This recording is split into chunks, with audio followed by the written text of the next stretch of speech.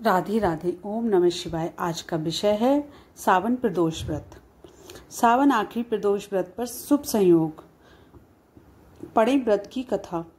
सावन प्रदोष व्रत शनिवार को पड़ने के कारण इस दिन की विशेषता और भी बढ़ जाती है। वहीं प्रदोष का व्रत रखने से भोलेनाथ की कृपा पाने के साथ साथ जीवन की कई उलझनों को दूर किया जाता है। भगवान शिव की असीम कृपा पाने के लिए प्रदोष व्रत रखा जाता है। इस सावन का आखिरी सावन प्रदोष व्रत शनिवार को पड़ रहा है, जो बेहद ही महत्वपूर्ण माना जाता है।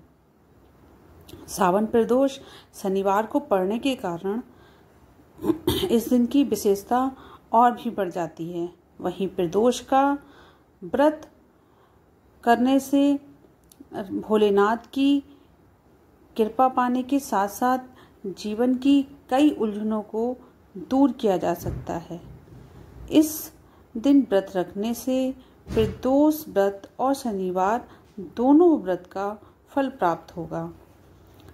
प्रदोष व्रत कथा। आइए आपको प्रदोष व्रत कथा सुनाती हूँ। पौराणिक कथाओं के अनुसार एक नगर में एक ब्राह्मणी रहती थी। उसके पति का स्वर्गवास हो गया।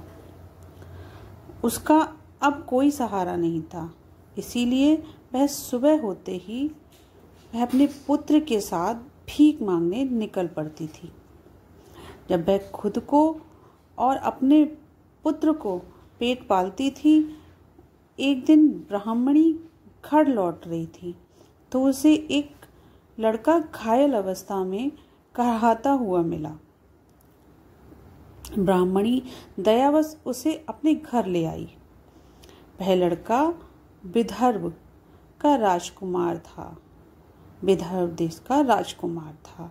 शत्रु सैनिकों ने उसके राज्य पर आक्रमण कर उसके पिता को बंदी बना लिया था और राज्य पर नियंत्रण कर लिया था, अपने कब्जे में ले लिया था। इसलिए वह मारा मारा फिर रहा था।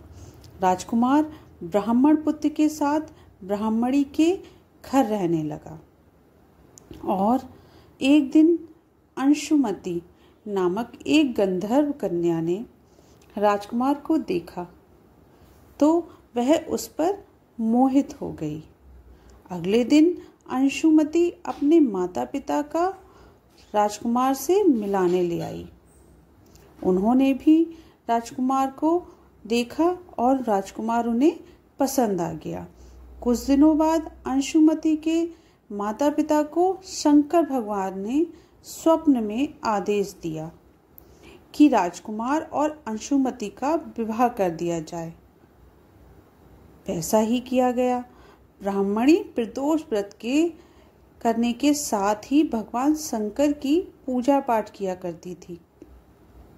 प्रदोष व्रत के प्रभाव और गंधर्व राज की सेना की सहायता से राजकुमार ने विदर्भ से शत्रुओं को खदेड़ दिया और पिता के साथ फिर से सुखपूर्वक रहने लगा। राजकुमार ने ब्राह्मणी पुत्र को अपना प्रधानमंत्री बनाया। मान्यता है कि जैसे ब्राह्मणी के प्रदोष व्रत के प्रभाव से दिन बदले, वैसे ही भगवान शंकर अपने भक्तों के दिन फेरते हैं, अपने भक्तों पर दया करते हैं। ये थी आज की कथा, प्रदोष व्रत कथा। आशा करती हूँ आप लोगों को पसंद आई होगी। अगर पसंद आई हो तो प्लीज़ कमेंट्स करके ज़रूर बताइए और लाइक सब्सक्राइब करना ना भूलें।